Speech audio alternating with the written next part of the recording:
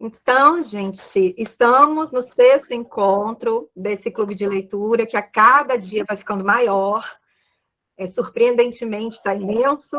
Nessa atividade que marca o encerramento do primeiro semestre das atividades do Gradiva Instituto de Psicanálise. Na próxima segunda-feira, depois de amanhã, dia 1º de agosto, a gente reinicia as aulas do segundo semestre, grupos de estudo e conversações clínicas. Esse clube de leitura, que faz parte da Unidade de Pesquisa, Literatura e Psicanálise, traz pela primeira vez o livro não lançamento, né? Pela primeira vez, a gente sempre trabalhou com lançamentos, que foi a votação de vocês, o livro As Brasas. E me deixou muito contente essa escolha, porque é uma obra de um escritor que nasceu em 1900, Sándor Márai, lá no leste europeu, então, bem diferente do que a gente vinha trabalhando. Os livros da curadoria para a gente escolher, para ler no próximo mês de agosto, são Laços, que a gente estava conversando até agora aqui, de Domênico Starnoni, Dias de Abandono, de Helena Ferrante. O formulário de votação foi colocado no grupo do WhatsApp na quinta-feira à noite, como geralmente eu coloco mesmo. E o encerramento da votação e a divulgação do escolhido vai ser no final do encontro aqui ao meio-dia. Então, vão lá votar, né, para todo mundo manifestar sua escolha. Nesse momento, o grupo de WhatsApp do clube está com quase 150 pessoas e a gente sempre está recebendo pedidos de acesso de novos participantes.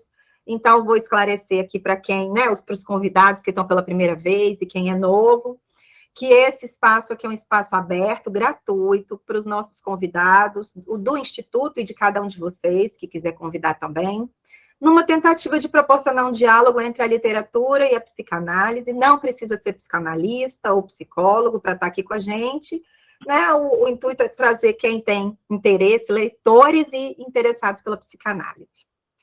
Então, nós temos hoje 2 convidados muito especiais.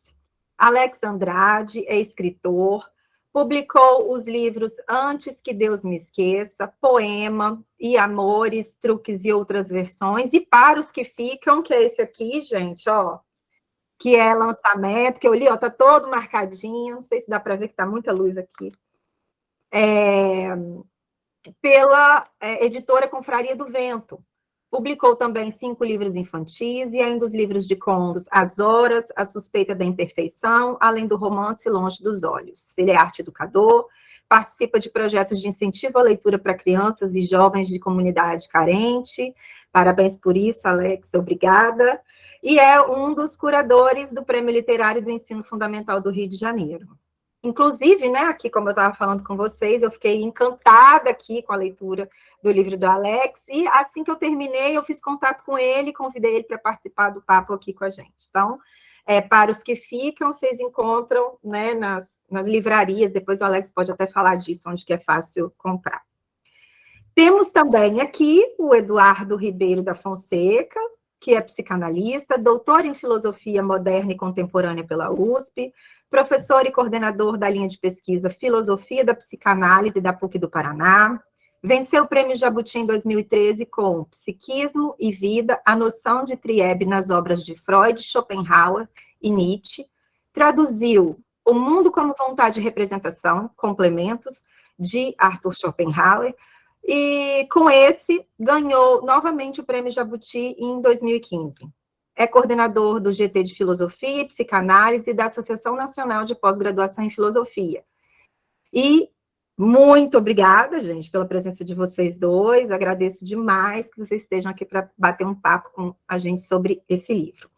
Então, a dinâmica aqui do nosso trabalho eu falo um pouquinho do autor, falo um pouquinho da minha interpretação do livro, do enredo, para quem está aqui e não teve chance de ler. E depois eu vou abrir a palavra aí para o Alex e para o Eduardo. Eles falam um pouco, né, sobre as percepções, vou fazendo perguntas também, e todo mundo está livre para comentar e perguntar, como sempre. Então, Sándor Márai, escritor húngaro, nascido na virada do século, testemunhou o fim do Império Austro-Húngaro com a Grande Guerra de 1914 e 1918. Foi um viajante incansável, morando em vários lugares entre a Europa e os Estados Unidos, e, em certo momento, optou por uma espécie de exílio interior, sem se filiar a nenhuma corrente literária ou grupo de escritores. Suas obras foram proibidas por décadas na Hungria, pelo regime comunista. Ele escreveu muito, dezenas de livros, e seus relatos de viagem e autobiografias são tão considerados quanto seus romances. Já na velhice, aos 89 anos, cometeu suicídio com um tiro de pistola. As Brasas, de 1942, é a primeira obra sua lançada no Brasil. Trata da amizade entre dois homens que se aproximaram ainda crianças no início de sua formação militar na academia em Viena. Apesar da distância de classes sociais entre eles, que se manifestava especialmente em suas atividades de lazer e nas possibilidades de ascensão dentro da sociedade de sua época, avançaram até a vida de jovens adultos, estreitando seus laços, que o autor deixa claro não dependiam de qualquer favor ou interesse especial, mas que foram estabelecidos por uma afeição genuína, autêntica, que crescia sem quaisquer restrições e que se restringia, se distinguia das amizades que observavam ao seu redor. Então, Conrad, vindo de uma situação econômica familiar com maior dificuldade, e Henrique, com raízes aristocráticas, jamais deixavam que tais diferenças interviessem em sua relação, ainda que com avançada juventude exibissem gostos e amizades bastante díspares. Enquanto Conrad tornou-se mais introspectivo, recolhido à residência que os amigos dividiam, Henrique misturou-se às atividades sociais que se apresentavam disponíveis, estabelecendo ligações e desfilando por festas e recepções. Apesar de algum mal-estar inicial, as limitações financeiras e as preferências de lazer que separavam ambos não prejudicavam o afeto e a proximidade entre eles. Todo o primeiro terço do livro trata da construção dessa relação, da força dessa amizade. Mas a gente já sabe desde o início do romance que esses amigos, por razões desconhecidas, permaneceram afastados por décadas. E esse reencontro em um jantar no castelo de Henrique, na Hungria, que será o objeto do resto do romance, quando as diferenças entre os dois, as raízes do afastamento e tudo aquilo que ocorreu em tantas décadas distantes um do outro serão colocadas a limpo. As horas que antecedem a chegada do amigo sumido, Conrad, e os primeiros momentos do encontro depois de 41 anos longe um do outro, são todos consumidos pelas memórias. O protagonista, Henrique, na preparação do jantar de recepção, quer reproduzir a mesma disposição dos móveis de tempos atrás e os amigos se sentam exatamente nas mesmas posições. O salão de jantar é reaberto depois de um longo tempo e só há uma ausência ali, Cristina, a esposa do general Henrique, que morreu 8 anos depois que Conrad foi embora. Sua poltrona está vazia, bem como seu lugar à mesa, e os velhos amigos, depois de um cumprimento formal, começam a se estudar, primeiro fisicamente, depois pelas palavras que são ditas. Nenhum deles sabe o que se passou com o outro em todos esses anos. Enquanto Conrad conta de suas viagens pelo mundo, especialmente os anos que passou nos trópicos, sem nunca mais ter voltado a Viena, até poucos dias antes, e parece não se interessar tanto pelo passado. O general deixa claro que cultivar o passado é justamente seu maior trabalho. Tanto que o castelo e tudo que está dentro dele funcionam como um grande museu. Henrique, na ocasião desse jantar, ocupava apenas 2 cômodos e mantinha o restante do castelo inacessível. Para mim, o castelo é simbólico da reclusão, do ensimesmamento, da reflexão, daquilo que um dia foi glorioso, mas agora está em ruínas, envelhecido e decadente, isolado, fechado, silencioso. É como se o castelo fosse um alter ego do general. O longo jantar entre os dois é uma extensa autópsia de uma amizade, interrompida pela fuga de Conrad, como diz o general.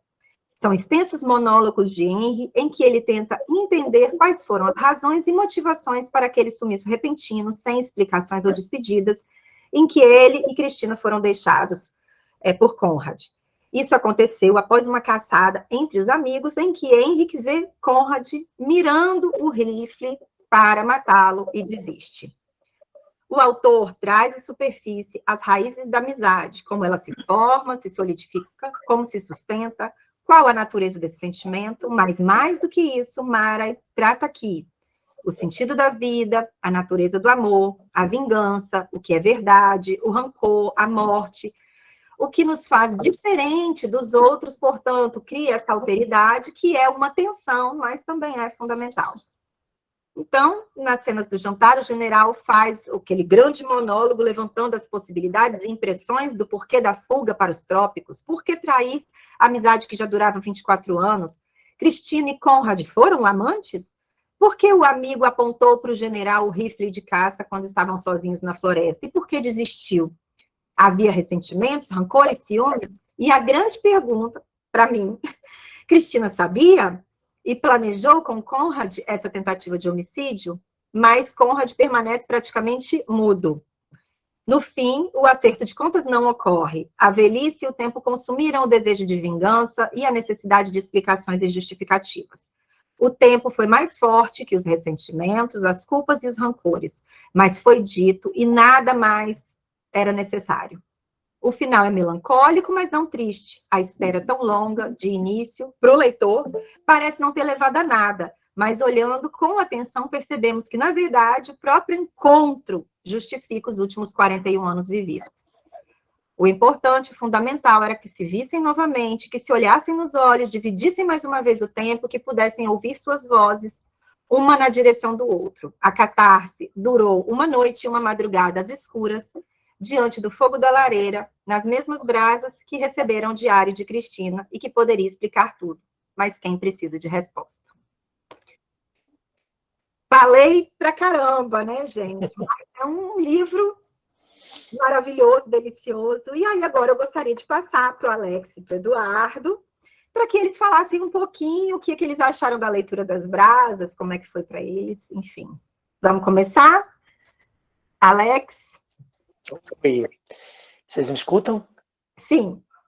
Então. Bom, prazer estar aqui, obrigado pelo convite, Cisli. Eu li o livro uma semana, foi uma leitura bem densa, né? E achei um livro muito interessante a linguagem, a maneira, a construção dessa história, muito rica, né? E o que me chamou a atenção, né, na leitura, e agora com o resumo que você fez do livro, é que as brasas, na verdade, estavam no pensamento desse homem durante 41 anos.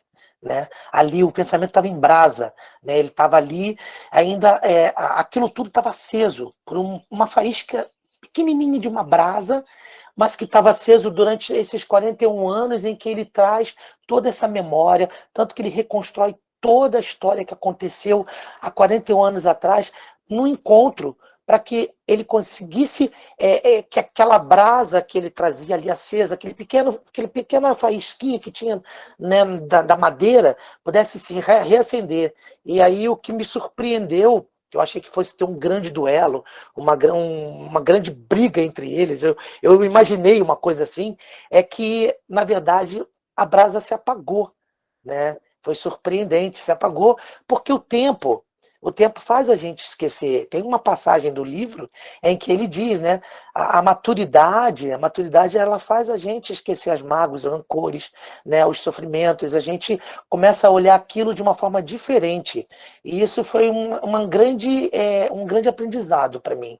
Eu gostei muito do que eu li, gostei muito da forma como ele escreveu, quase teatral, que é uma linguagem que me interessa muito, eu gosto muito, porque ele tem ali um monólogo intenso, em que ele põe o antagonista, né, entre aspas, o antagonista dele, perante a história que ele quer contar. Porque já que o antagonista não vai dizer nada, não disse nada durante 40 anos, se silenciou, então ele vai contar o que se passou com ele, o que ele carregou durante esses 41 anos. E isso foi muito interessante, foi impactante para mim, a cena, porque é impressionante o que a gente vive, né? A nossa vida o tempo todo carregando os nossos rancores, as nossas mágoas, as nossas dúvidas, as nossas incertezas, e aí no final, quando você chega ao ponto de resolver aquilo, você percebe que se esvai como a poeira do tempo. né? Então isso me tocou muito, eu gostei muito da leitura, agradeço muito pelo envio do livro, muito interessante, gostei bastante. Ali fiquei confabulando milhões de histórias possíveis que possam acontecer depois dessa leitura, porque eu acho que quando a gente lê um livro, outras histórias vão surgindo também, né? E essa é a minha impressão da história, muito legal, muito bom mesmo. Eduardo, Bom dia novamente. Eu acho interessante, Alex e Sisu, que vocês, a maneira como vocês foram tecendo isso, né? Acho que preparou assim muitas coisas que a gente pode conversar na sequência, mas é algo que ressalta bastante no livro, né? E que vocês de certa maneira comentaram, é que ele funciona mais por aquilo que ele não diz do que por aquilo que ele diz, né? Então, ele mantém seus enigmas vivos, né? Mantém suas perguntas vivas, mas ao mesmo tempo com essa característica de que o tempo realmente, como você falou, Suzu, ele de certa maneira ele vai se impondo às narrativas, né? Eu acho que um momento muito simbólico disso é quando, com o caderno nas mãos, né? Aquele caderno onde eram registrados os pensamentos mais íntimos, o interlocutor se recusa, né, a ter contato com aquilo, e finalmente aquilo vai justamente para as brasas, né, se tornar brasas também. E é algo assim, que não sei como que vocês sentiram isso, né, o Jorge Luiz Borges, ele diz que o leitor, né, é um co-criador com o escritor, né, que cada livro se reescreve novamente, né, à medida que cada uma das pessoas, cada um dos leitores toma contato com aquilo. E o meu modo de escrever junto com o Mara, isso foi assim um sentimento de perda muito grande, assim, quando ele joga aquilo, né, nas brasas, e aquilo vai se transformar em brasas também, porque eu estava morto de curiosidade para saber o que, afinal de contas, ela escondeu dele, né? Quer dizer,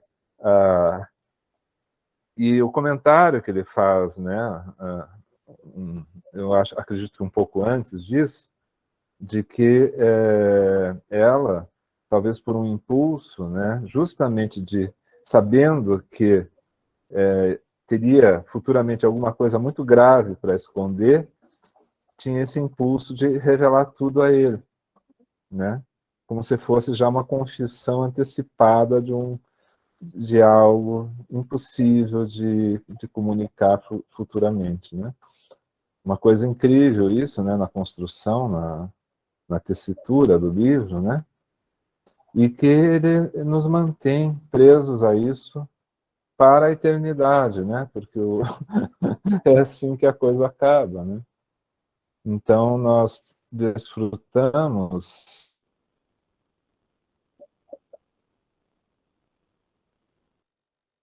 temos junto com tá dando uma o travadinha. narrador, afinal de contas, Tá dando uma travadinha no seu áudio, principalmente, está dando uma Eduardo. travada. Não sei se você tem outra opção de rede, mas Uhum. senão a gente segue que voltou. Essa é uma rede que deveria ser muito boa, sabe? É um Então problema. segue, vamos ver se estabiliza. Uhum. Mas qualquer coisa eu posso repetir também, tá, gente? Alguma coisa que tenha ficado pendente, assim. Como no caso da própria narrativa, né? Vocês me ouvem? Sim. Só me deem, assim, de vez em quando, uma dica de que estão me ouvindo. Então, ele, na verdade, nos impõe o mesmo sentimento que o próprio protagonista teve, né? Que é de, quando ele vai olhar o diário, ele não encontra o diário no lugar onde ele deveria estar, né? Uhum. E fica no vazio em relação ao que significa aquela saída simultânea da sala, né? O que significa aquela ameaça matutina do tiro, que na verdade ele pressente aquilo como caçador, né? Como fera da floresta. Eu senti muito, eu não encontrei nenhuma correspondência a esse respeito, mas eu senti muito de Schopenhauer nessa coisa da fera da floresta oculta no coração do humano, sabe? Essa coisa que devora, que é devorada, e que tem muito a ver com essa noção de ressentimento, né? Essa autodevoração. O Nietzsche, depois, mais tarde, ele vai na Genealogia da Moral, na primeira e na segunda dissertações da Genealogia da Moral, descrever esse sentimento como um impulso que, ao invés de se descarregar para fora, se descarrega para dentro, né? O ressentimento. E vem de uma longa genealogia da palavra ressentimento, tanto na língua francesa quanto alemã. O Nietzsche era um filólogo, né? E depois isso vai trazer para o Freud alguma coisa, né? Independente do nível de conhecimento que o Freud tinha do Nietzsche, mas vai trazer alguma coisa importante, porque isso estava no ambiente de língua alemã, então é difícil escapar, né, das considerações filosóficas que estão na sua época, né? Independente de ter lido explicitamente a genealogia da moral ou não. Mas essa ideia do impulso que não se descarrega para fora, se descarrega para dentro, né? Corroendo, né, o coração humano no labirinto do peito, né? Vamos dizer assim. Então, essa coisa que fica ali como uma brasa mesmo queimando, mesmo depois da fogueira estar extinta, né? E ele pressente aquele tiro. Não é que ele esteja, de fato, enxergando, porque eles estão na penumbra, né, da madrugada. Isso que eu acho esse aspecto animal mesmo, né, de fera da floresta. Ele é o caçador, né, mas ali ele é o caçado, né. E isso também é uma metáfora da traição, né. Ele que é o cara que escolhe a mulher, né, que ele escolheu, ele descreve um livro bem mais precioso, né, que ele poderia colocar naquele altar ali, né, da esposa, tal, amada, e ela se comportando, né. Depois ele vai verificar também que isso não é tanto amor, mas gratidão, né, ele fala isso explicitamente no texto. Então ele vai tecendo a narrativa um pouco como Machado de Assis vai construindo a Capitu dele, né? Assim, deixando você sempre numa ambiguidade, porque certeza mesmo a gente não tem, né? Ninguém tem. E fica isso, assim, né? Pairando, né, para a eternidade. E isso, ao meu ver, faz de fato desse livro um grande romance, né? Eu te agradeço porque eu já havia sobrevoado, né, esse livro assim muito, porque especialmente por causa do livro sobre o ressentimento da Maria Rita Kell, ela cita lá brevemente, mas eu fiquei, né, ela chama ali de uma estética do ressentimento, mas eu não acho que seja tanto uma estética do ressentimento, no sentido assim de como se fosse uma proposição, né, de fazer alguma coisa nesse sentido. Não vejo assim que seja tão bem aplicada a expressão, embora seja interessante, né? Mas eu acho interessante, no caso da Maria Rita Kell, a correlação que ela faz com Shakespeare, por exemplo, especialmente com Ricardo III, que é outro ressentido, assim, de carteirinha mesmo, né, da literatura universal, enfim, tudo isso. Eu queria também, rapidamente, recomendar, já que não são são um pouco periféricos na nossa discussão, esse livro aqui do Antônio Edmilson Pascoal, Nietzsche e o Ressentimento, que é um livro extraordinário, que é o pós-doutorado dele na Alemanha, e esse livrinho aqui, livrinho no sentido de ser um livro pequeno, né, mas um grande livro, um grande livrinho, né, que é o Ressentimento do Oswaldo Giacoia Júnior, que eles explicam de modo muito detalhado, de muito profundo, como que o ressentimento aparece assim, né, na filosofia. Desculpa, pode repetir o nome do autor? O Oswaldo Giacoia Júnior Tá. e o Antônio Edmilson Pascoal. Obrigada. Eu tive a oportunidade de conversar pessoalmente com os autores sobre os livros, e venho há bastante tempo conversando sobre a noção assim, de uma clínica do ressentimento, né?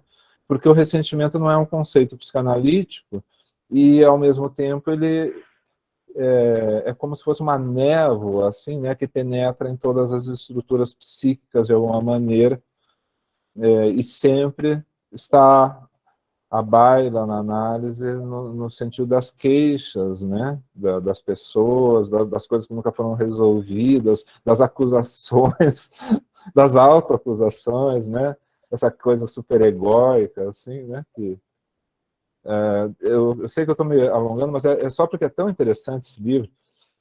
A coisa da rigidez também, né, do general, a maneira como ele cultiva essa cortesia, mesmo no ódio, né?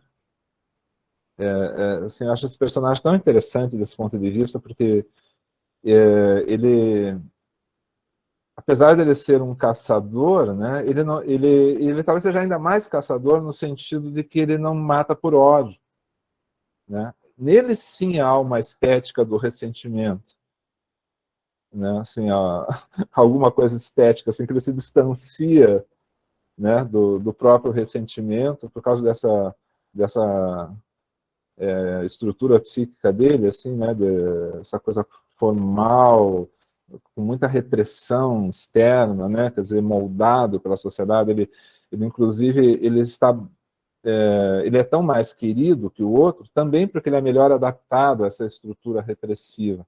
O outro é mais rebelde, né, mais apaixonado. E aí que eu vejo mais Schopenhauer ainda, por causa dessa coisa da metafísica do belo, do Schopenhauer, da música ser o topo da hierarquia das artes, né, porque representa a própria vontade, né, o próprio desejo em forma de arte, enquanto que as outras artes são mais representativas mesmo, elas dependem de uma, vamos dizer assim, de uma linguagem mais vinculada com a figuração, de alguma forma. É claro que a pintura, no século XX, ela se desgarrou disso, por exemplo, né? Mas, assim, até o momento em que o Schopenhauer conhecia a pintura, era uma pintura figurativa, né? E a música, não, a música, ela é puro sentimento, né? Pura emoção, por mais que essa emoção esteja contida em notas musicais, numa partitura, né? Que fixa, vamos dizer assim, fixa a emoção. Enquanto a personalidade do general, né, é uma personalidade dessas pessoas que não gostam de música. Né? E aí vem o vínculo, justamente, do amigo de infância com a esposa. Né? Eu acho que isso, assim, é a coisa mais linda. Né? É tão schopenhaueriano isso. Né? Então, eu não sei, né? Quer dizer, todo mundo ali no início do século XX tinha alguma influência forte do Schopenhauer, né? Então, é como eu falei do Freud em relação ao Nietzsche, né? Mesmo que você não tenha lido Schopenhauer, você está no mundo schopenhaueriano, então, de certa maneira, os vínculos, eles atravessam o conhecimento direto, né? E você vive naquele ambiente, né? E isso também tem a ver com a narrativa, né? No sentido que tudo que não foi dito, no entanto, é vivido, é sentido, é experimentado. Né? E é assim que a gente sai do livro, né? Por isso que ele é um grande escritor. Né? É isso. Aqui a gente fez, né? Teve uma discussão. Quem acha que.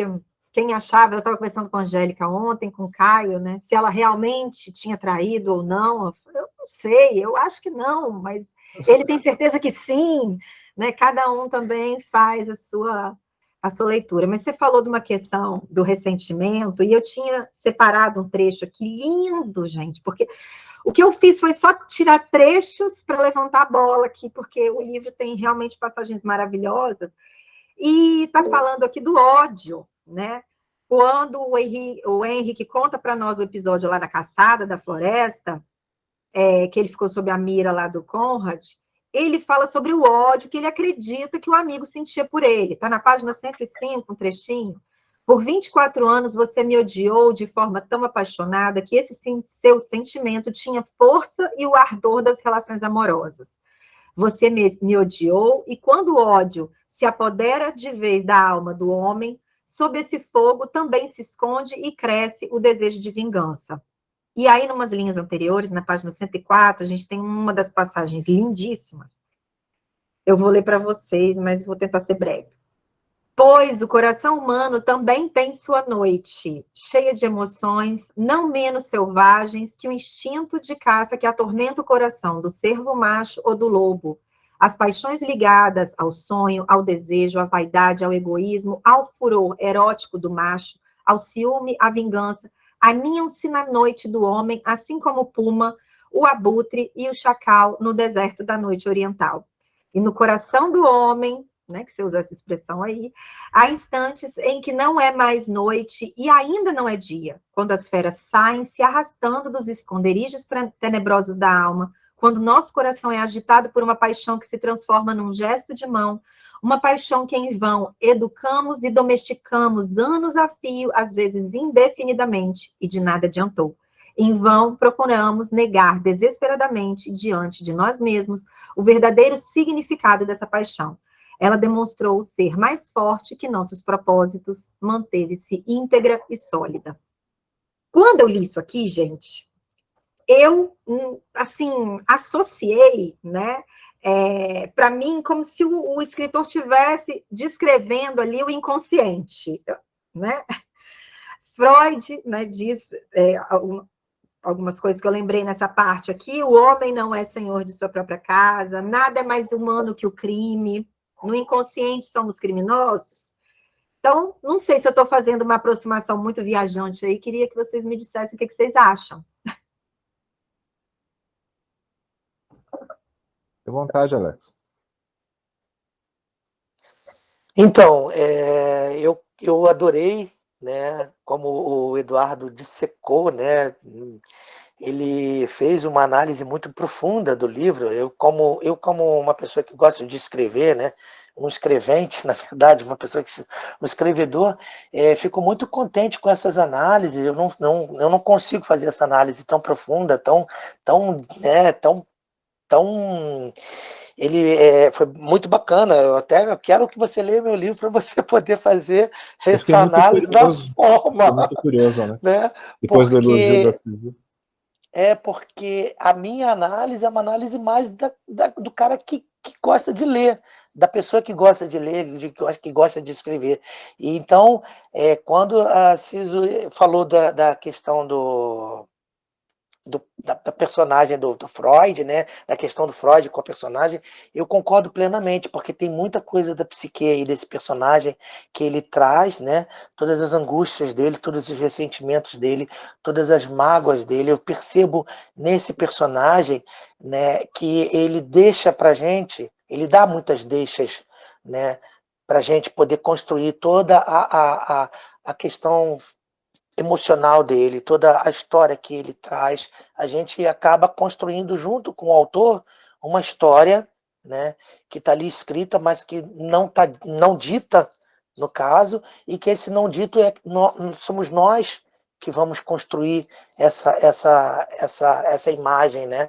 E isso é muito interessante nas histórias, quando o autor não dá toda a deixa, não deixa tudo pronto para você. Então você acaba construindo aquilo. O Eduardo citou Borges, eu cito Clarice Lispector. Ela disse que quando acabava de escrever uma história, o livro não pertencia mais a ela. O livro pertencia a quem ia ler a sua história. E essa pessoa vai fazer com a história o caminho que quiser, que imaginar. E isso é muito interessante. E isso tem muito na psique da personagem, que é a história que ele vai construindo.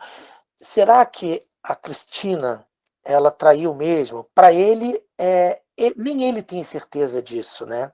Nem ele tem certeza. A gente não tem ideia do que está escrito naquele diário, mas a dúvida desse personagem é justamente porque ele quer a questão do amigo, do grande amigo dele, porque a fidelidade do amigo era muito mais importante do que a fidelidade da mulher. Né? Isso para mim ficou muito claro. Eu acho que ele amava muito mais esse amigo do que a própria Cristina. Para mim, isso ficou muito. O amor que ele tinha por essa amizade era muito maior do que o amor que ele tinha pela mulher dele. E por que o Conrad sai e some e desaparece durante muitos anos e não sequer vem para ser solidário a ele que ofereceu tudo, ele abriu, o pai dele, né? O pai dele falou da amizade, se você é amigo do meu filho, tem uma passagem bonita do pai, que ele diz, se meu pai aceitou você, então, porque você realmente foi, né? Mas aí, durante todo o discurso, todo o monólogo que ele faz, ele tem essa questão, você me traiu. Na verdade, para mim, na minha concepção, a maior mágoa dele não foi se a Cristina traiu ou não, se a Cristina se apaixonou pelo amigo, não, mas se o amigo traiu ele, abandonou ele, largou uma amizade tão profunda. Então isso é o que me deixa muito comovido com a história. E tem uma questão, né? Até mesmo se a saída, não sei se vocês estão me ouvindo bem? Estão me ouvindo? Sim, sim. Essa saída dele, se significou uma traição ou uma tentativa de não permanecer perturbando, né? Um lar, assim, né? Que talvez, né? Porque a gente tem que fazer cogitações, assim, né? Talvez ele se sentisse já naquela altura do campeonato, né? Porque ele não vai nos sugerindo pela narrativa, né? Até mesmo com a tentativa de assassinato, entre aspas, né? Uma intervenção ali da qual ele quis se retirar justamente para preservar esse mundo que ele estaria abandonando, né? Mas é tudo nesse nível, né? Agora, em relação ao trecho que você leu, essa questão do vínculo pelo ódio, né? Eu acho que isso aí é uma coisa muito, muito interessante, e um ódio que brota do próprio ressentimento, né? Pelas características, mas assim, tudo suposto, né? Ele afirma, isso sim ele afirma em relação ao amigo, mas é uma suposição, porque o amigo nunca confirma isso, né? O amigo simplesmente faz cara de paisagem como um psicanalista faria naquela situação, né? E o que faz justamente ele permanecer falando, né? Eu acho que o vínculo transferencial aí é curioso nesse sentido também, né? Então ele vai persistindo na versão dele dos fatos e no desconhecimento, narrando o próprio desconhecimento em função disso, né? E essa, de qualquer modo, né, em todos esses elementos existe essa estrutura de repetição, né? Essa coisa que permanece e que permanece viva por 41 anos ainda, né? Primeiro como um ressentimento por parte do general, né? E uma suposição de um ódio e de uma traição do lado de lá, né? Então essa é uma coisa que na verdade atravessa toda a história de vida desses dois, né? E assim uma relação de afeto, né? Muito muito profunda. O afeto mais importante, ele diz, né, a amizade entre os homens, um afeto mais importante do que o amor pelas mulheres, né, e ele fala isso nomeadamente, né, e ao mesmo tempo a fonte de toda essa hostilidade, né, e o Freud, né, também ele tem um outro, nenhuma relação humana, né, especialmente as relações mais profundas, mais significativas, deixa, né, de trazer, né, esse vínculo de hostilidade pareado com o vínculo amoroso, né? Nenhuma relação verdadeira, profunda, sincera, antiga, deixa também de ter esse vínculo com a hostilidade, o Freud fala, né? A hostilidade faz parte, de algum modo, né? O amor e o ódio, e isso está no Édipo, né? Quer dizer, a relação da criança com o pai, né? É uma relação permeada tanto pelo amor, pela admiração, quanto também pelo ódio, né? A vontade de destruição direta, que está na essência da ética da psicanálise. Né? E posso dar uma palavrinha aqui?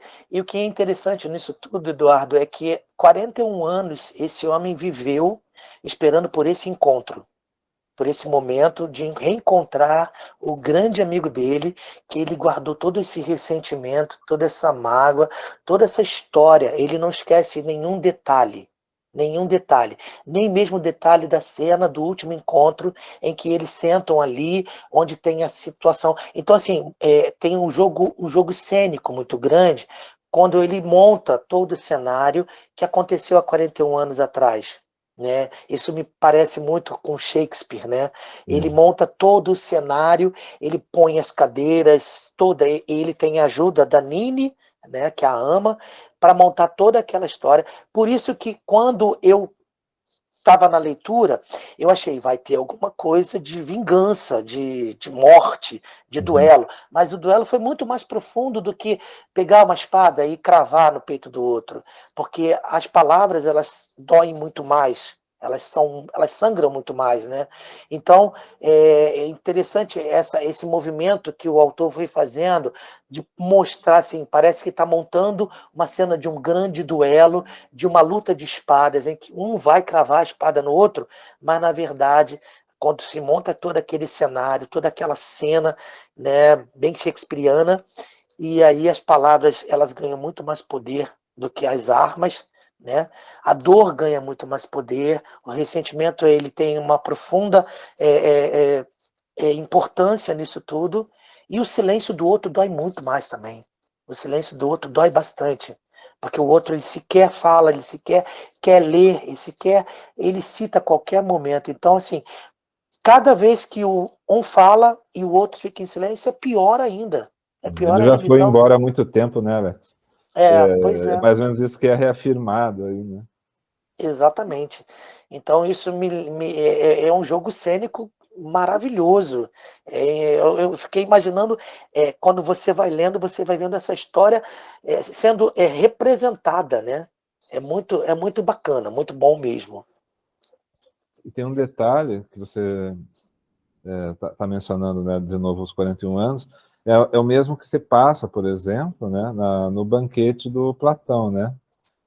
Há uma narrativa a respeito de fatos que ocorreram 40 anos antes, né? E a questão que você mencionou é permeada por muitos detalhes, né? Quando o Lacan vai comentar isso, né, no seminário sobre a transferência, ele fala assim, é como se ele tivesse um gravador, né? Mas assim, é a função da memória né, nesse ponto, né? A memória conectada com o afeto, né? A memória profunda, a memória que não esquece o detalhe, né? Porque aquilo ali foi marcante, né? Mesmo que tenha passado um único segundo. É o poema do Baudelaire, né? A uma passante. Aquilo assim adquire uma dimensão, né? A mulher simplesmente passa e olha para ele. Só isso que acontece, né? E aquilo fica registrado assim como uma coisa absolutamente preciosa no coração do homem. É impressionante. E isso me veio uma frase muito interessante chamada que diz o seguinte: a memória é dada a segredos. Incrível. Nós estamos com 3 pessoas inscritas já para perguntar. Estou adorando, que agora vai ferver. Caio, você pode começar? Posso, não, na verdade não são perguntas. E acho que foi o Alex que falou alguma coisa sobre a questão da música, né? Que Israel tem um certo distanciamento, ele acha que a música corrói, né, corrompe de alguma forma. Isso me lembrou, ele falou da questão representativa, me lembrou uma frase do Milton Fernandes. Ele dizia que a música é a única arte, forma de arte que nos atinge por todos os lados. Ela não precisa ser encarada, né? Ela não precisa estar frente a frente com o ouvinte, né? E a questão do tempo também, esses 41 anos, deixa eu colocar aqui. Esses 41 anos, assim, se você ler esse livro com 25 anos de idade, ou com 20, o máximo que você pode fazer é um exercício muito forte para tentar dobrar aquele tempo, né? Com 20 anos. Mas eu tenho 55. Eu consigo imaginar que são 41 anos passando por sua vida, né? Quando você tem a possibilidade de fazer esse exercício dos 41 anos, né, correndo dentro de você, isso muda muito. Eu acho que quando você lê esse livro, já estando um pouquinho mais avançado na estrada, você sabe o que são 41 anos de distância. Eu tentei imaginar, tentei fazer um exercício de imaginar 1981. Se eu seria capaz de fazer essa. Bem, talvez fosse um fato muito marcante, eu conseguisse. Porque, por exemplo, se eu volto no tempo de 19 anos, eu consigo imaginar perfeitamente o dia que minha mãe morreu. Entendeu? Talvez eu possa continuar imaginando daqui a 22 anos. Então, é interessante quando você consegue fazer essa regressão, porque você já viveu esse percurso de 41 anos. É isso. Eu pensei a mesma coisa que você quando eu li. Mesma coisa. Uhum. Eu acho que eu sou capaz de conceber isso. Pensei isso. É interessante isso. Desculpe, Suzy. Não, eu ia Não, tá dizer tudo que eu certo. acho que esse livro cresce à medida que a gente envelhece também. Eu acho que a leitura, à medida que a gente vai envelhecendo, isso, a leitura vai ficando isso. mais poderosa, eu acho. Aham. A gente está com peraí, deixa eu tentar abrir aqui, gente, para ler o comentário. João Daniel falou, o capítulo em que o amigo toca com a mãe é, para mim, o mais poderoso e profundo. Fiz uma leitura declamada dele em meu perfil no Instagram, uns 3 anos atrás. Para mim, é um preâmbulo da traição com ele e o pai isolados de ciúmes e o amigo conseguindo se conectar com a mulher da casa em um nível que os soldados do mundo masculino são incapazes. Colocou aqui um comentário. E aí, Magda?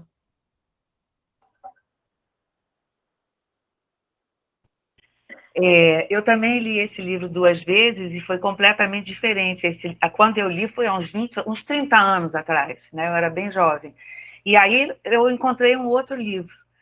E eu queria falar primeiro uma pequenininha brincadeira, ironia, que é o seguinte: a gente não sabe nem se ela escreveu sobre isso, sobre o que aconteceu no. Ele queima o livro, mas a gente não sabe se isso ela escreveu, porque o livrinho sumiu e ela pode não ter escrito.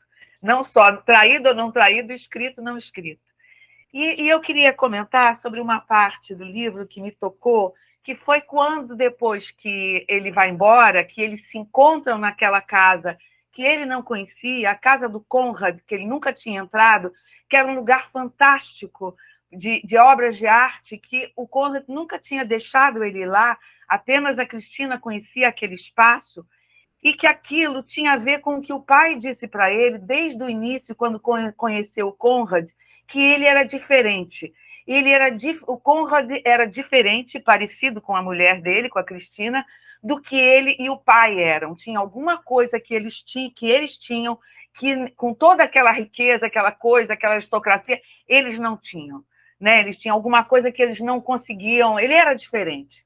E eu acho que isso é uma coisa muito forte quando ele encontra aquilo, porque eu acho que ele tinha dado tudo para aquele amigo, mas tinha alguma coisa que o Conrad não tinha compartilhado com ele, porque, inclusive, não tinha interesse, porque não tinha como compartilhar aquilo com o Henrik, né? Que não tinha aquela sensibilidade, inclusive. Né? Então, quando ele vai embora, ele se tranca no... Como é que se chama aquilo? Quiosque de caça? Não é quiosque, é pavilhão. No pavilhão de caça, ele vai para lá e só vai saber da mulher 8 anos depois, quando ela morre, ele diz assim: eu esperei 8 anos que ela viesse falar comigo. Se ela tivesse vindo falar comigo, eu teria dado tudo a ela, eu teria feito qualquer coisa, eu teria esquecido o que tinha acontecido. Mas isso não se passa. Isso eu acho uma coisa impressionante também, porque ela não tem alguma coisa também que, a partir dali, ela não quer mais compartilhar com ele, e ela não, enfim, aquilo que ela tinha, sem dúvida, tinha com Conrad, traindo ou não traindo, ela tinha alguma coisa com Conrad que não compartilhava com ele, que não era possível com ele, né? Essa eu acho que é a traição que importa, inclusive, né? Não vamos dizer a sexual, né? Mas a traição daquilo que ela compartilhava com ele e que o Henrique estava fora, né? E fora fica, e ele ainda tem isso, né? Eu esperei durante 8 anos que ela viesse me procurar. É isso.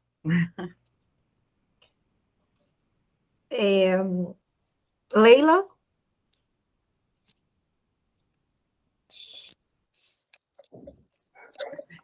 Bom dia.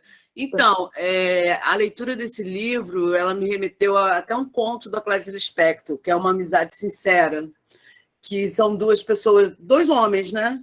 Que ficam amigos, super, é como se houvesse para mim me parece isso, um tipo de proibição de você ter uma amizade tão profunda sem necessariamente ser gay enfim, ou descobrir que sente um amor por aquela pessoa que é do mesmo sexo que você e que você não pode realizar, ou que você não consegue realizar. Porque, para mim, me ficou isso, entendeu? Que, na realidade, o grande amor da vida do Conrad e o grande amor da vida do Henrique eram um e outro. Só que, assim, eles até, no início, pensaram em ficar castos, mas o Henrique tinha uma vida social intensa, né? E é interessante também porque a Cristina foi apresentada pelo Conrad para o Henrique. Né? Então, assim, eu acho que, claro, também que se passa, enfim, no século XIX, no século XX, mas, para mim, a questão que ficou é que foi um amor que só pôde se realizar através da mulher. Entendeu? Porque havia um interdito ali, um interdito que, assim, eles não conseguiriam, na minha opinião, ultrapassar essa barreira de realizar ele sim, ou claro que também assim, se fosse hoje que esse romance se desenrolasse, provavelmente até seria um trisal, mas enfim, é o que eu acho, né? O que eu senti ali, e me remeteu a esse conto da Clarice Lispector, que é uma amizade sincera, que duas pessoas vão aprofundando aquela amizade até que chega um ponto que não tem jeito, as relações são eróticas, você pode reconhecer, ainda mais de uma intimidade tão profunda. Então, foi isso que me ficou da leitura. Eu posso fazer só um comentário a partir do que a Leila está falando? Que eu fiz uma pergunta, mas provavelmente não vou conseguir, então já vou encaixar aqui uma participação. Freud fala que a amizade é a sublimação do amor sexual. A sublimação é um mecanismo operatório inconsciente que transforma em não sexual aquilo que é de origem sexual, né? E que há de sexual que une esses dois é a Cristina, isso que você está falando, Leila, né? Mas que ela faz da sua presença uma ausência, né? E todas as relações no livro, com a Nini, com a própria Cristina, do Conrad com o Henrique, né? São relações sublimadas, né? Eu acho que deixo aqui, levanto essa bola aí para ou vocês comentarem, ou Heloísa segue, depois a gente volta. Mas é sublimada mesmo ou mal resolvida? Porque quando você sublima, você resolve. Aliás, também tinha a relação do Conrad, aquele momento com a mãe dele, que também era uma coisa, e da mãe com o imperador, que também ficou meio no ar. Então, curioso, Leila, desculpem, queria só fazer um pequeno comentário, porque a partir de uma sublimação original, que é a própria amizade, né, a amizade coloca um patamar muito elevado, né, para esses dois homens, de relacionamento, um vínculo muito profundo e elevado, que depois precisa ser sustentado, inclusive, no ódio e no ressentimento. Então, é uma coisa e outra, ao meu ver, né? Parte de uma sublimação originária, no caso, o vínculo, e a partir desse vínculo vem essa questão que eu já mencionei antes, né? Que é o saldo de hostilidade também que reside, né, em todo o vínculo profundo. Infelizmente ou felizmente, né? Porque o drama da existência, né? Já não pode querer que a vida seja assim, né? Porque uma coisa tão etérea, né? Tão assim, sem efeitos, né? sem destrutividade, porque justamente a destrutividade está no cerne também, né? Mesmo para você construir coisas, precisa destruir coisas, né? Heloísa. Bem, bom dia a todos. Eu já li esse livro há muito tempo e eu não li agora, recentemente, né? Mas a discussão foi me fazendo lembrar bastante e tentar pensar um pouco essa questão assim do que vocês estão falando sobre o ressentimento, sobre essa palavra sentir, que em português ela tem essa equivocidade, né? Sentido é tanto o sentido que a gente dá ao que se passa, dá à vida, dá aos nossos amores, dirige um pouco os nossos... Sentido também é direção, né? Dirige um pouco a nossa trajetória de vida, mas sentido também é alguma coisa que a gente conhece no corpo, né? São brasas, né? São, enfim, palavras que funcionam como lanças, são todo esse debate desses dois grandes amigos. Sentido também está na base assim, dessa identificação, né? Como a Leila fala, quer dizer, eles têm ali uma amizade, um amor narcisista, né? Eu acho que Sandor Marai, pelo pouco que eu li dele, eu li esse livro e mais uns 2 só, mas ele é um escritor que mostra muito bem assim a lógica patriarcal do Império Austro-Húngaro na sua decadência, né? Que é essa época também em que a psicanálise começa a ser pensada, enfim, esses problemas desse patriarcado. E a gente tem esses 2 homens diante dessa pergunta, o que é uma mulher? Ou se a gente quiser ser lacaniano, que a mulher não existe. Eu acho que Cristina ela é essa que morreu, ela é essa que está na fotografia, no retrato, ela é essa que deixou alguma coisa escrita que nem vale a pena ler, porque isso não vai dizer o que é uma mulher. E ela está ali também com alguma coisa que queima para eles, né? Que acende esse gozo no corpo, né? Ela tem 2 caráteres assim de alteridade. Alteridade no sentido da linguagem, né? Que a mulher é sempre um pouco do outro, né? Na tradição patriarcal você tem que pedir a mão, o pai concede, a mulher é um objeto de troca, né? Enfim, ela é possuída, é dada, se concede, essa confusão toda que agora a gente vê assim sendo desmontada. E, por outro lado, ela também é outro no sentido de que é isso que dá no corpo, né? O que acende, né, no corpo com relação ao sexo.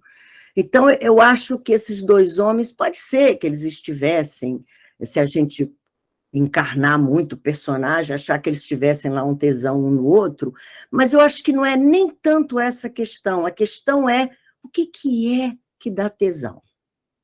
É a pergunta, e que um esperava que o outro respondesse, entendeu? E eles não respondem, e ela é essa personagem que também se cala.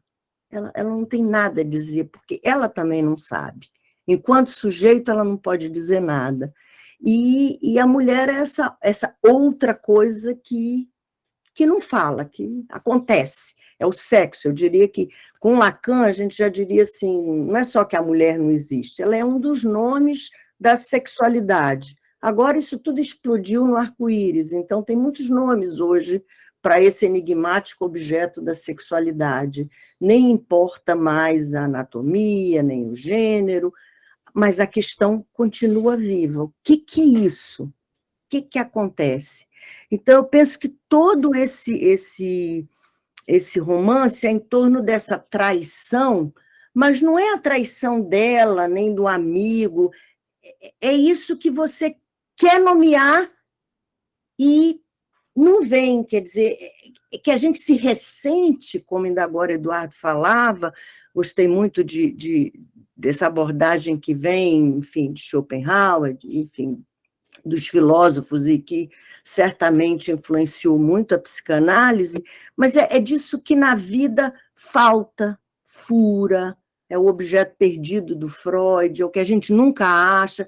Nós somos todos um pouco ressentidos com isso. Poxa, que droga, a gente nunca acha, aí tem o ódio, tem a raiva, sempre vem junto com o amor, porque aquilo que você ama não é vicário, né? Está ali tapeando, durante um tempo, ok, daí a pouco aparece alguma coisinha, por isso que está sempre junto, né? O Lacan até juntou, né? A enamoração, quer dizer, a gente costuma falar em lacanês em amódio, porque se amou, odeia também. E o ódio é isso, é essa coisa que não é, que nos trai. Nós somos todos traídos quando nós amamos.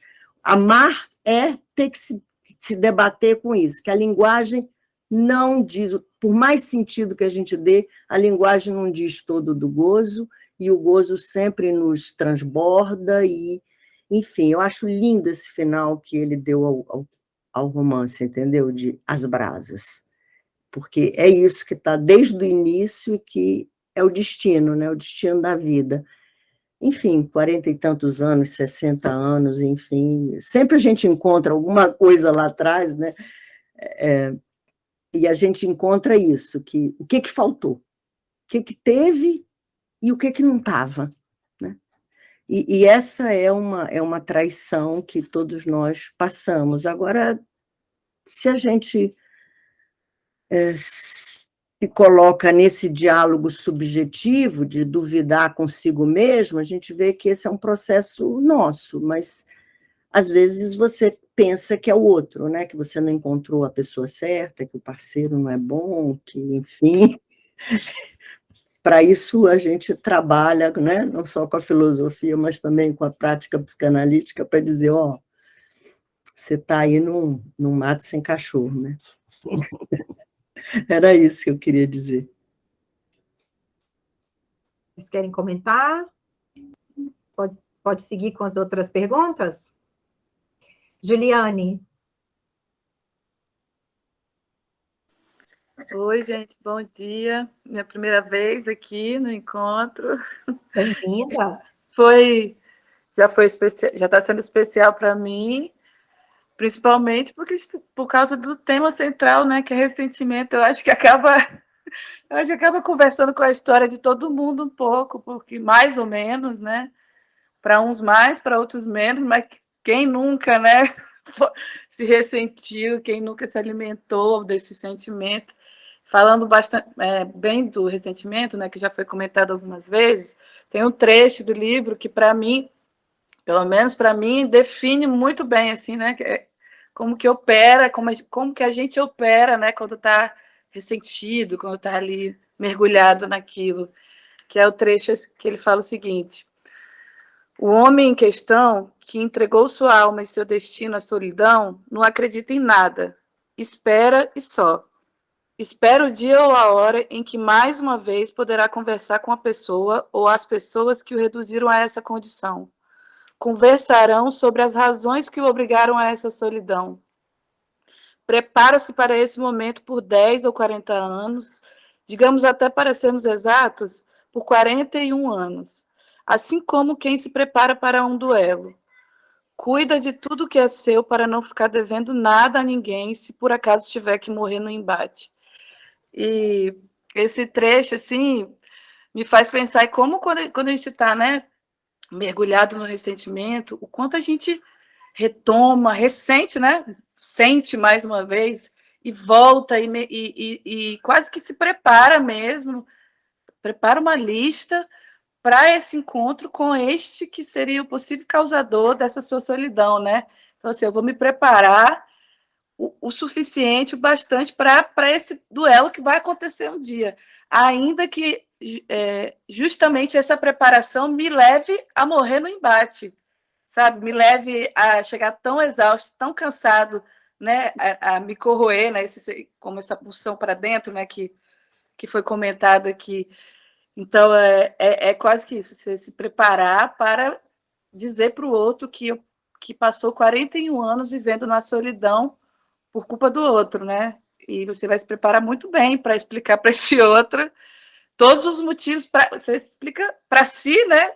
Para se justificar para você mesmo, do motivo que justifica você ter ficado tanto tempo ali corroendo, pensando naquilo, e também para justificar para o outro, para jogar na cara do outro, digamos assim, melhor, né, no bom português, que ele é o causador daquilo tudo, né? Então, esse trecho, assim, eu falei, uou, é como é, né?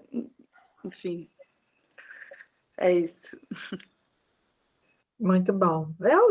Gente, meu livro virou, porque como eu li 2 vezes, ele está marcado, não dá para ver porque, mas está marcado com cores diferentes nossa, a luz está tão estourada aqui que vocês não vão ver, mas enfim. Angélica. Eu li esse livro pela primeira vez, eu fiquei muito encantada com esse livro. Tem passagens maravilhosas, mas essa passagem que a Juliane leu, né, essa passagem resume para mim o que ficou desse livro, né? Assim, às vezes na clínica a gente, cada vez mais frequente, a gente vem recebendo, eu pelo menos venho recebendo pacientes que dizem que perderam o sentido da vida, né? Que a vida é sem sentido, que não sabem o que fazer, que chegaram muito jovens, né? A uma certa forma de viver, né? Com a ilusão de desejos plenos, né? Contemplados, e a falta da falta, né, que faz com que a gente se movimente, né? E a Brazas veio me trazendo isso, como vocês estão dando o nome de ressentimento, né, mas como essa conversa sustentou a vida desse homem, deu sentido à vida desse homem por 41 anos, né? Ele ficou vivo à espera, né, do retorno desse amigo, né, dessa conversa. Esse acertar de contas foi alguma coisa que mobilizou esse homem por 4 décadas. Eu fiquei muito impressionada, né, assim, pela pluralidade de possibilidades, né, como não só, né, os sentimentos ternos, né, mas os sentimentos odiosos, né, os desgraçamentos, eles são capazes de sustentar uma vida.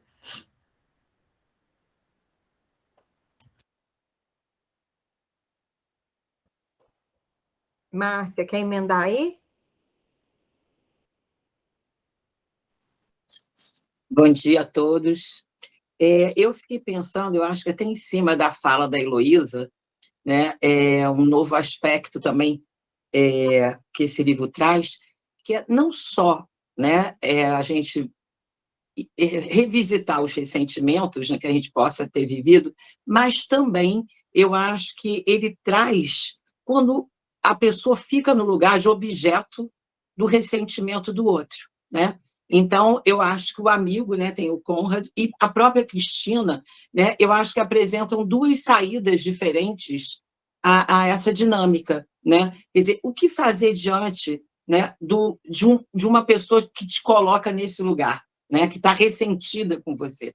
Eu acho que tem uma proposta, né? Tem o Conrad que fica ali numa posição analítica, né? Tipo assim, eu não tenho que te responder diante disso, e tem a Cristina que está mortificada, ela morre, né? Ela sucumbe a esse tipo de punição, né? de ódio, ela morre, né? Então, eu acho que tem essa proposta também no livro, que é né, esse outro lugar, né? Não só do que sente o ressentimento, mas aquele que é o alvo, né, de todo esse afeto aí, né, desse ressentimento, né? É isso que me ocorreu aqui. Márcia, tem uma questão que eu lembrei em relação ao que você falou, aquele momento em que o general está na casa do outro, e aí ela chega, né? E ele sente que ela já conhecia aquele ambiente, que ela não estava olhando aquele ambiente como alguém que desconhecia o ambiente, né? Sim. E aí o que ela fala a respeito da ausência é que ele era um covarde. E o que significava essa covardia, né? Significava ter abandonado os amigos, significava não ter assassinado o general de manhã, significava tê-la abandonado. Né? É muito interessante isso, né? Sempre abre, né? Sim. Ao invés de fechar, né, para uma compreensão definitiva, abre para uma série de possibilidades de compreensão. Saídas, né? Pois é, e é nessa parte que, quando abre, que são esses leques de opções que o leitor tem para imaginar, afinal de contas, qual foi o caminho, né? Na verdade, o que ela diz quando chama o amigo de covarde, né? Porque ela, apesar de ser uma personagem que está ali apenas ela é o movimento dessa passagem da amizade dos dois, mas ela causa esse confronto nosso, né, da nossa imaginação. Ela que é o movimento da nossa imaginação, tipo, será que ela está falando isso por conta do fato de que ela está chamando ele de covarde por não ter matado, ou porque ele não a levou junto?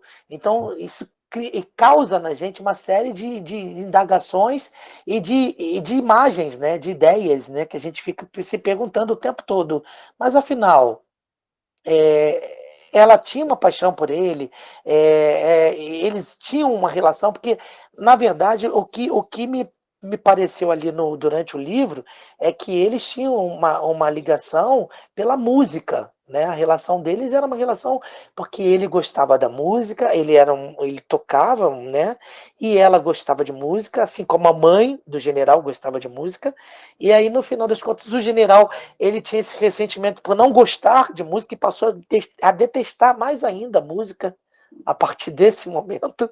Então ficam essas perguntas que a gente acaba de ler o livro e parece que a gente é jogado nas brasas junto com o diário da Cristina. E ela se retira, né, Alex? Ela se retira dali e da vida do general também, exatamente como um amigo. Exatamente. Ela tem uma importância muito grande. É uma personagem que tem uma importância enorme para nós. Para eles dois, talvez não. Porque ali o foco é o amor de amizade dos dois. Mas para o leitor é uma relação, ela tem uma importância fundamental, porque a gente fica indagando, é como a Capitu, né? E se a gente tivesse oportunidade de conhecer a Capitu e perguntar, e aí, Capitu, você traiu? Ou então, Cristina, o que você tem a nos dizer? Diga alguma coisa sobre essa história, Cristina. É isso, eu acho que o grande trunfo do livro é essa dúvida que paira no ar, né? Talvez Capitu respondesse, vocês, os dois, Bentinho e Escobar, me traíram. Eles nem tocam juntos, eles nunca tocaram juntos música, isso é dito, porque quando se toca a música vai fazer transparecer alguma coisa que não podia aparecer, né? Porque tem isso, eles gostam de música, mas eles disfarçam, porque se eles tocarem, isso vai... tem alguma coisa que vai se revelar. Mas só o fato dos dois gostarem de música, de ter essa... mas eles seguram. De ter esse mesmo gosto, para o general é uma traição, pô. Ele está sendo deixado para trás, pela mãe. É uma linguagem inacessível, né? Alguma coisa que é compartilhada apenas por eles, né? Ele está totalmente fora. Não é que ele nem poderia entrar naquilo, né? Porque ele não tem esse, digamos assim, pendor, ou mesmo não compreende. E o pai diz isso quando ele é criança. Bianca, quando eles se conhecem, ele tem uma diferença, né? Juliane? Eu levantei de novo, foi sem querer. Então tá bom. Você quer falar, Márcia, novamente? Também não? Não, eu tirei a mãozinha. Eu não tirei a mãozinha. Tá bom. Denise. Tá. Denise? Oi, bom, nunca falei porque eu me sinto um pouco peixe fora d'água aqui, mas esse livro, por incrível que pareça, foi no início que mais eu tive dificuldade até hoje, e depois eu acabei conseguindo engatar, mas nos últimos dias eu estava envolvida com outra coisa, e ontem eu acabei engolindo o final do livro, fui até às 3 da manhã terminando o livro. E fantástico. E o encontro, para mim, também está sendo o melhor, assim. E uma coisa que eu me perguntei, que eu acho que ninguém falou até agora, foi assim, acho que o Eduardo falou sobre a fuga, né, dele, será que ele fugiu para proteger o amigo, até proteger a relação do amigo, né? Mas se foi por isso, por que então no final ele não esclareceu, ele não respondeu nada? A pergunta é por que ele não respondeu nada absolutamente? Talvez ele continuasse fazendo isso, mas é claro, a gente está sempre no campo das hipóteses, né? Não é nada... Né? Então, no final do livro, eu fiquei, caramba, queimou o sentimento que todo mundo falou, a gente foi para as brasas, né? O Alex falou, a gente ficou sem resposta nenhuma. E ele não responde nada. Quando ele não responde nada, eu falei, meu Deus, 3 da manhã, e não tem uma resposta. Né? Então, é uma agonia, assim. Denise, mas aí você jogou o livro na lareira, né? Se tivesse, eu acho que eu jogava, Eduardo. Mas aí é isso, a gente não precisa mais de resposta, ele deita e fala, pode botar o quadro que não importa mais, né? Não faz diferença. É mais ou menos isso. Ele já tem... Quer dizer, ele não tem a resposta, mas não importa.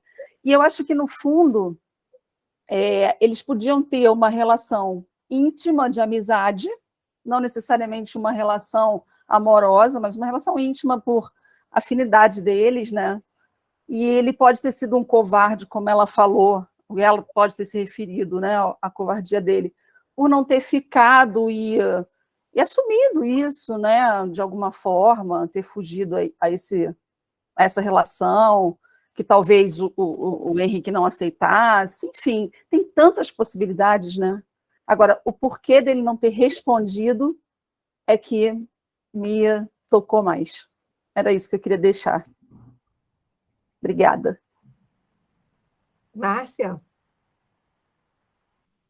Em cima, assim, dessa pergunta, né, que você se faz, por que ele não respondeu, eu fiquei pensando, né, se a relação deles de amizade, se ela não sobreviveu, quer dizer, existiu, foi construída exatamente nesses moldes, né, onde o general tinha o comando, ele tinha a palavra, ele, né, fala, e o outro fica quase como que ele existe, mas no silêncio, né? E, no entanto, ele tem uma vida paralela, né? Parece pulsação, com arte, com uma casa decorada, quer dizer, ele tem algo que escapa completamente, né, daquele pacto que os dois fizeram ali, né? Então, eu fiquei me perguntando se, caso Conrad falasse, ia por água abaixo todo esse enredo dos dois. E o general dá por satisfeito, ele acha que resolveu uma questão onde só ele fala, né? Quem tem a palavra o tempo todo é ele, né? E o outro fica numa posição de deixar ele falar, ele dá a ele esse lugar também, né? Isso me ocorreu assim como um feixe de leitura para mim, né? Assim, algo por aí. É como se bastasse, né, Márcia? Assim, se o papel do Conrad fosse exatamente ouvi-lo, né? A partir do momento que ele ouviu tudo que o Henrique tinha a dizer, ele podia ir embora. Acabou Exato. A função dele ali, né? Aí eu até coloquei aqui, o tempo de recordar, reviver e elaborar. Apesar do Henrique ter tido 41 anos para elaborar, é como se ele, se fosse necessário esse interlocutor para que isso realmente tivesse acontecido. E, inclusive, as pontuações que ele faz mínimas, né? Tipo, continue, ou se é por aí que você vê, né? Teve um momento que eu falei assim, bom, isso pode ser um jorro de imaginário, que até mesmo esse rifle, o momento do rifle, né? Ele não vê, ele pressente, né? Ele, né, o que o Eduardo falou da questão da natureza, né? A floresta dentro do homem, mas ele não vê, tudo é alguma coisa que ele construiu, que, né, qual é o índice de realidade que a gente pode, né, avaliar disso tudo, né? Então, pode ter sido um jogo, com uma relação analisando e analista, né? E o outro ficou ali, numa posição mesmo de receber toda aquele, né? Não importa se tem verdade, qual é a verdade, né? Tem ali que foi a realidade subjetiva, psíquica que ele criou ali, né? Nessa Ou ele história. responde com silêncio, né? Ou ele responde com uma pergunta, em geral. Mas você Exato. tem certeza disso? Em geral, quer dizer, ele não responde. Né? Angélica? Continuando essa conversa, eu acho que esse é um ponto forte no livro. Eu tenho para mim que ele não queria saber dessa verdade, né? As duas possibilidades, né, de saber, né, entre aspas, essa verdade, dessa resposta, que era o diário, né, e o amigo, né? O diário foi para as brasas, né? Eu, que nem o Alex, quase entrei naquela lareira para pegar aquele caderno de volta, e o amigo, ele não deixou o amigo falar, né? A possibilidade, a pergunta, ela foi feita, e no momento que o amigo, né, iria responder, ele retomou a palavra e continuou falando, né? Então, ele não... assim, essa aproximação que vocês estão fazendo com uma relação analítica, ela é muito propícia aí, né? Porque tem alguém que vai simplesmente nesse encontro para falar, né? Para falar. Não tem alguma coisa que se dê aí, né? De uma resposta que venha do outro, né? E sim de uma elaboração do próprio sujeito. Uma pequena interferência aqui, rapidinho, só para falar que, aí ouvindo toda essa conversa, é muito interessante esse grupo, porque a gente vai destrinchando toda a história, e o que acontece...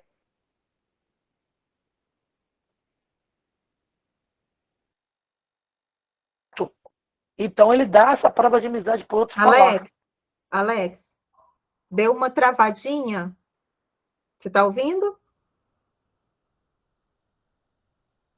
Oi.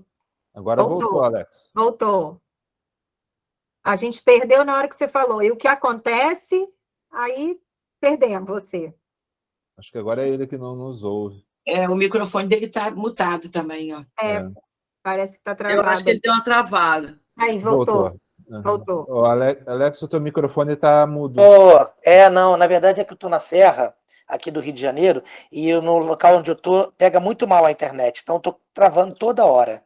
Desculpa, mas o que estava falando ali naquela hora é que, na verdade, a maior prova de amizade que o Conrad dá para o Henrique é que ele fica calado e deixa o outro falar tudo que ele tem para falar, tudo.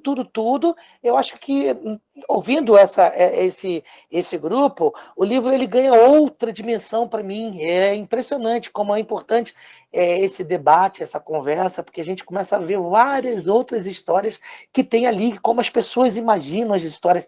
Isso é muito grandioso. Como leitor, eu fico assim super contente, porque me vem a história na cabeça assim. Mas um ficou calado por quê? Porque a prova de amizade dele é essa. Eu estou dando para você a minha prova de amizade. Vou ficar calado para você falar tudo que você ficou guardando durante 41 anos. Então fala tudo que você tem para falar. Só tem uma coisa que ele em relação ao que a Juliana e a Angélica estavam falando, só tem uma coisa que ele confirma. E ele confirma com grande ênfase, que ele diz assim, totalmente de acordo, que é quando é dito assim, evidente, que é uma coisa que eu já havia comentado antes, né? Evidentemente, por discrição e uma espécie de pudor, Cristina se continha e comigo presente não se entregaria com você ao prazer da música.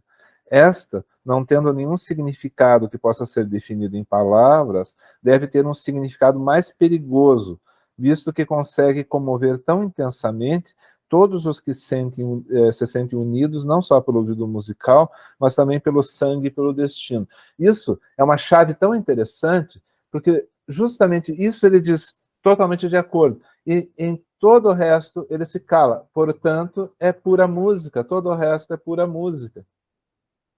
De acordo com o que foi falado exatamente ali. E não é assim um negócio incrível. Um negócio extraordinário. Isso.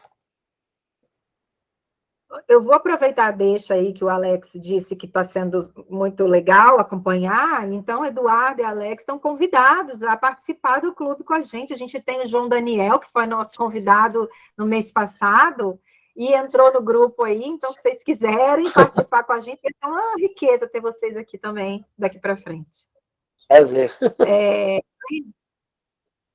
Obrigado. Leila? Então, eu acho também que quando falou da questão dele ter ido embora, eu acho que ele também, quando ele foi embora, eu acho também, talvez para não cair na tentação de realmente matar o amigo, né? Talvez causar algum dano. É uma coisa que me ocorreu também, que ele teria ido embora para não causar um dano àquele relacionamento dele com a Cristina, que eu acho que quando tudo aquilo aconteceu, a caça, a possibilidade, quer dizer, claro que a gente está vendo pelo olhar do general, né? Mas, enfim, eu acho que pode ter acontecido isso mesmo, então ele resolveu ir embora, antes que uma tragédia acontecesse. E uma coisa que eu achei também muito suspeita, talvez eu seja um pouco maldosa, mas, assim, quando ele volta, e quer dizer, também outra vez visto pelo olhar dele, que a Cristina olha para ele, tipo, porra, cara, tá vivo, é isso mesmo. Entende? E corre para a casa do outro, que já tinha caído fora, indo embora, entendeu? Quando ele volta da caçada, claro que a gente está vendo pelo olho do general, mas como se ela ficasse surpresa dele estar ali, dele não estar morto, entendeu? Então, assim, são coisas um pouco... Claro, que te levam a crer que houve realmente uma traição e que aquilo ali ficou mal resolvido. Agora, também me ocorreu, depois de tudo que foi falado, que é como se o Bentinho e o Escobar se encontrassem 40 anos depois para falar sobre a questão, né, do que aconteceu, de Capitu, o que aconteceu ali, entendeu? Quer dizer... E eu fico pensando que talvez sei lá, uma infidelidade, uma traição que você não consegue, de fato, saber se ela houve ou não, machuca mais do que aquela que realmente você sabe. Porque aí, sei lá, você fica puto, faz seu luto, mas aquela não, você fica ressentido. Você olha as coisas, como ele falou, são os fatos. Na realidade, na cabeça dele, aquilo aconteceu. O cara tentou matar ele tinha um caso com a mulher dele. Talvez até por isso que o outro não falou nada, porque não adiantava, porque o outro já tinha aquilo como óbvio para ele, né? Mas, enfim, é isso. Juliane? Eu fiquei pensando também no quanto a relação do Conrad, assim, por exemplo, com os pais dele, com a vida de luxo da elite, que para ele, na verdade, parecia não fazer sentido, ele não desejava aquilo, e já para o olhar do Henrique, era como se ele sentisse inveja, né? Eu não sei se eu estou trocando o nome deles. Não, né? Tá correto, né? O nome de cada um. O general é o Henrique. Isso, o general, isso. Então, assim, parecia que ele se via, né, nessa posição de superioridade e de quem queria fornecer para o outro algo que ele não tinha, que parecia faltar a ele. Mas, de outro lado, bom, quando você entra na casa do cara, era toda uma outra vida, que, né, tinha arte, tinha... Enfim, tudo que fazia sentido para ele, que não dialogava com o que o outro parecia querer oferecer o tempo todo para ele ali, né? E não sei o quanto que era conflituoso para o Conrad ter que se haver o tempo inteiro com essa pessoa que parecia tão especial para ele, essa amizade tão preciosa, mas que, ao mesmo tempo, lembrava ele de uma vida que os pais dele desejavam para ele, né? Os pais dele abriram mão de tudo para colocar ele numa posição que ele nunca quis, né? Então, assim, e de novo ele se encontra com esse amigo dele, o general, que parece querer colocar ele numa posição que ele também nunca quis, nunca desejou, né? Então, esses atos que parecem ter sido de covardia, dele fugir, né, como a gente chama, ou, enfim, talvez também fosse o jeito dele se proteger disso tudo, né, de finalmente correr daquilo tudo que todo mundo sempre disse que era o que ele queria, mas que não fazia sentido nenhum para ele, né? Então, também fiquei pensando nisso, assim, da relação com os pais, né, da dívida, dessa, né, enfim, tudo, e esses atos que parecem ser de covardia, que, na verdade, foram quando, enfim, ele assumiu o desejo dele, né, bancou, talvez, algo que para ele fizesse sentido ali, né, finalmente, assim, né, então... Matar o amigo dele, se é que ele realmente quis matar, era o que ele realmente desejava, né? Ou não era nada daquilo, era realmente sair, se afastar daquilo tudo. E sem dizer a quem, sem explicar mesmo, finalmente, só ir, né? Enfim, realmente abre para muita coisa, assim, para muita discussão, né? E a música também, que parecia ser muito ofensiva para as figuras masculinas ali também. Tanto é que as mulheres é que eram quem se relacionava com a música. E ele aparecia como o primeiro homem, né? Ó, esse cara é o pai dele, né? Do general, ó, esse cara aqui é diferente. Bom, ele se aproxima de uma coisa que parece afetar só as mulheres, né? Que é ali a relação com a música, e aquilo soava ofensivo para os homens. Então, né, também poderia ser lido como um ato de covardia ele não se relacionar com a música, mas também era o jeito dele se proteger e também de não causar aquele desconforto para os outros ali, enfim. O João Daniel falou, são muitas chaves de leitura, e é mesmo, porque tem coisas assim que você coloca aí que, né, o livro se expande em tantas outras possibilidades, né, cada leitor mesmo lê um livro, né. Caio, você quer falar? Assim, primeiro, em cima de duas coisas que o Alex comentou, uma da questão ritualística do ritual, ele reproduz a mesma disposição dos móveis, os mesmos objetos, estavam guardados há tanto tempo. É como se ele dissesse, esse ato de 41 anos precisa de uma retomada, e nós vamos retomar exatamente no ponto que nossa relação foi interrompida, né? Então, ele cria um ambiente que ele julga adequado para isso. Outra coisa é a questão do tempo, mas o tempo do encontro dos dois, que começa ali pelo começo da noite e vai até o raiar do outro dia. Eu acho que o que o Conrad quis dar a ele foi assim, ó, depois de 41 anos de ausência e silêncio, eu vou te dar todo o tempo que você precisa. Eu tenho a impressão de que se o general precisasse de mais um tempo, ele ficaria ali na casa 2, 3 dias ouvindo, né? Eu acho que foi isso. Eu vou te dar mais do que tudo, mais do que qualquer resposta, eu vou te dar o tempo de que você precisa. E sobre essa questão da música, é interessante. Já não é o primeiro livro, nem o segundo, nem o terceiro, nem o quarto, em que a música tem esse papel de que os personagens veem a música como um fator de corrupção, como algo perverso ou perigoso. É interessante isso, né? O próprio Nietzsche se ocupou muito da música. Ele escreveu enormes ensaios sobre Wagner, né? Com quem ele tinha alguma amizade, depois rompeu. Aquela porra louquice do Nietzsche, né? De idas e vindas. A música sempre tem um papel assim. Eu estou lendo um livro agora, o Middlemarch, da George Eliot, e falo muito de música. Como alguns veem a música como desperdício de tempo, outros veem como uma corrupção da alma. A música está sempre ali, né? E aqui, de novo, nesse livro, isso acontece. Leila?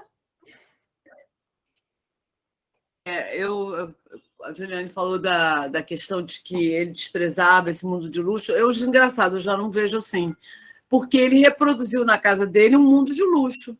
Tudo bem que pode ter sido para agradar, enfim, dentro da ótica do general, para agradar a amante, mas, assim, eu acho que, de uma certa forma, ele se ressentia porque ele não tinha acesso àquela vida de luxo. E ele teve quando os parentes poloneses morreram. Então, assim, ele não era uma pessoa simples, ele era uma pessoa sofisticada, só que ele era uma pessoa orgulhosa. Então, ele não aceitava, entendeu, que o amigo estendesse para ele aquilo que o amigo tinha, que era riqueza, grana, enfim. Então, ele queria viver dentro das condições dele. É assim, o que também se justifica muito, dado que é século XIX, início do século XX, né? Então, que as pessoas tinham esses orgulhos. Hoje em dia seria justificável, porque por que não? A pessoa é rica, ela pode te dar um conforto que você não tem, que você é amigo dela. Mas eu acho que ele gostava, sim. Tanto que a casa dele era uma reprodução disso, gente. O que o espantou o general, porque era tudo maravilhoso, lindo, obras de arte, entendeu? Então, assim, ele não era totalmente, vamos dizer assim, impermeável a esse mundo. Pelo contrário, eu acho que ele gostava desse mundo, sim. Essa surpresa, Leila, é em função do fato de ele nunca ter sido levado lá pelo amigo, né? Porque sim. o mundo pessoal do amigo ficou sempre oculto para ele também. Engraçado, né? Esse mundo pessoal no sentido físico mesmo. Né? E ele fala isso numa hora que ele está refletindo, quando ele, eu acho que depois que ele visitou a casa, que ele falou assim: a gente não pode esperar de uma amizade, tem um texto do livro, uma reciprocidade. Você tem, claro que isso é muito difícil, você tem que ter um altruísmo tal que, independente do que você faça, a pessoa pode ou não te corresponder, mas realmente, além disso, tinha tudo isso. Aquele mundo estava oculto do amigo, que é muito triste, né? Eu também ficaria muito chateada, enfim. Heloísa? Eu queria considerar essa questão assim do silêncio e do calar, né? Porque é interessante que um se cala para que o outro fale, né? E o que fala, mas cala, né? E aí a gente se pergunta assim: calar é ter algo a dizer e não dizer, não conseguir dizer, né? Isso acontece muito no trabalho clínico, né? A pessoa vai lá para falar, mas às vezes ela tem alguma coisa que ela demora a dizer, né? Mas, na verdade, tem coisas que, por mais que se diga, não podem ser ditas, que é um ponto assim que não é que aquilo é interdito, mas aquilo é impossível de nomear. Por exemplo, a personagem da Cristina, ela chama ele de covarde porque ela podia ter dito: eu quero ficar com esse cara. Por que ele que teria que dizer? Por que ele que tinha que ter a coragem de desafiar o amigo e puxá-la para ele, né? Quer dizer, você vê que todo o patriarcado é para que a mulher não falasse, ela era calada ali. E exige dele que ele tomasse esse papel. Ele, justamente, era o que tinha uma política mais próxima do silêncio. Por isso que ele fica calado para o amigo falar, porque tem alguma coisa que, por mais que se diga, não seria dita. Era impossível de dizer, né? E isso é o que acontece também com a produção da arte, é o que acontece com a questão da música, a melodia. A melodia toca, a nota toca, ressoa, bate no corpo, mas não diz, em termos assim de linguagem verbal. Ela diz pela ressonância, mas né, não estou falando música que tem letra, estou falando só música mesmo, melodia.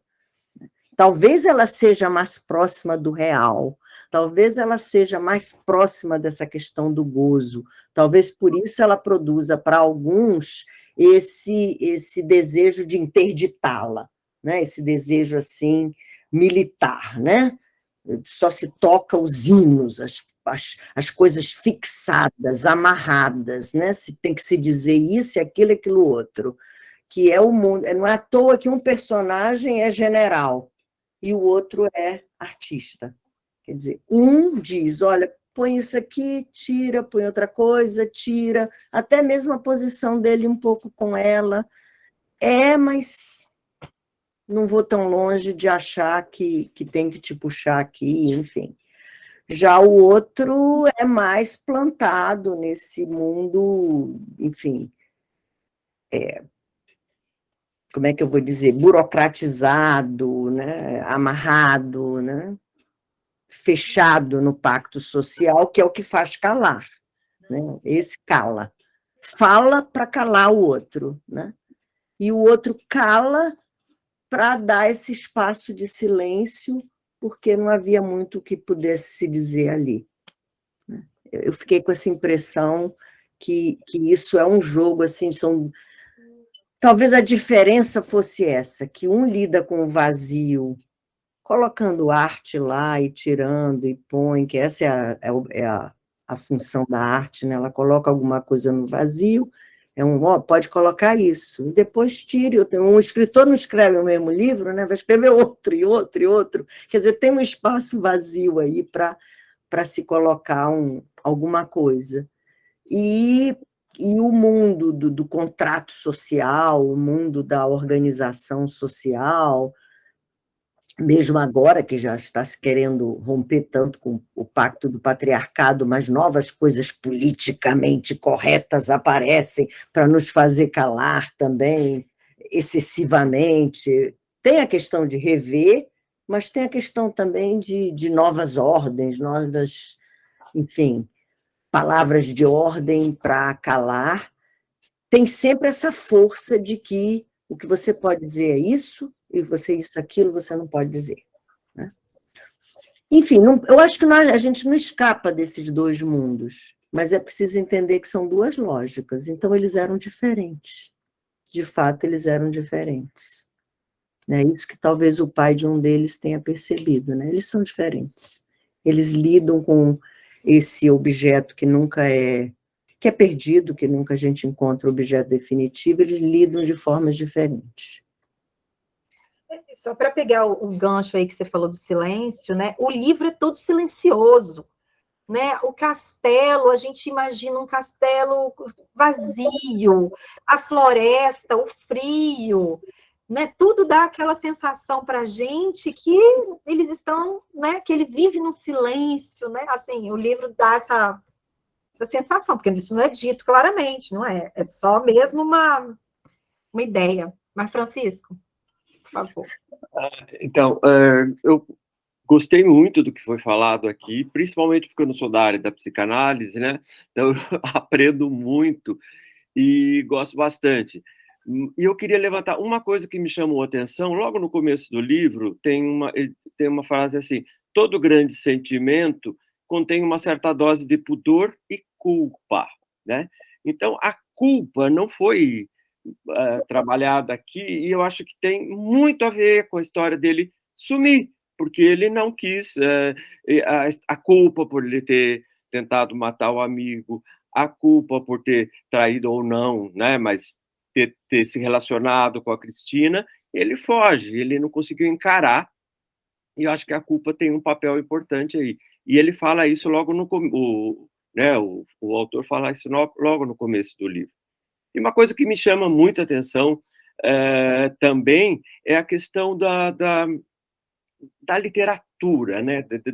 do fazer literário. É incrível como ele consegue prender a atenção da gente no monólogo, né? Nesse monólogo final, né? A maneira como ele constrói as frases. E eu também, retomando o que o Caio falou, né? Já vivenciei bastante coisa, tenho condição de perceber os 41 anos aí passados, e eu fico imaginando tudo, né, o que pode ter acontecido, mas o fazer literário me chama muita atenção. Eu fico, por conhecer bastante, eu fico cada vez mais afeito assim, à literatura, digamos, do Machado, de escritores mais clássicos, e fico com uma certa dificuldade, às vezes, para entender um pouco a literatura contemporânea, né? E o Sándor volta a esse prazer da palavra, o prazer da leitura, você fica embevecido. Eu li pela segunda vez, e é como se eu lesse pela primeira. Eu não imaginava, eu li, acho que há 30 anos, logo que foi traduzido para o português, então eu fiquei realmente, assim, eu não conseguia parar e falei, gente, olha o que é a boa literatura, né? E isso que eu gostaria de destacar. Gente, faltam 6 minutinhos, eu acho que a gente podia colocar o resultado e depois a gente dá a palavra aí para eles finalizarem, né, para o Alex e para o Eduardo, né, falarem umas palavrinhas para a gente encerrar, mas vou aproveitar a presença deles para dizer qual foi o livro que a gente escolheu aí juntos. Inclusive, eu vou fazer certificados, gente, da participação de todo mundo desde o início, do primeiro encontro. Ó, Dias de Abandono, com 58,7%, e Laços, com 41,3%. Como a gente combinou, né, que o final, que lá o último mês de dezembro a gente vai fazer uma repescagem, Laços vai voltar na repescagem, para quem estava fazendo torcida para Laços, a gente volta com a possibilidade dele lá em dezembro.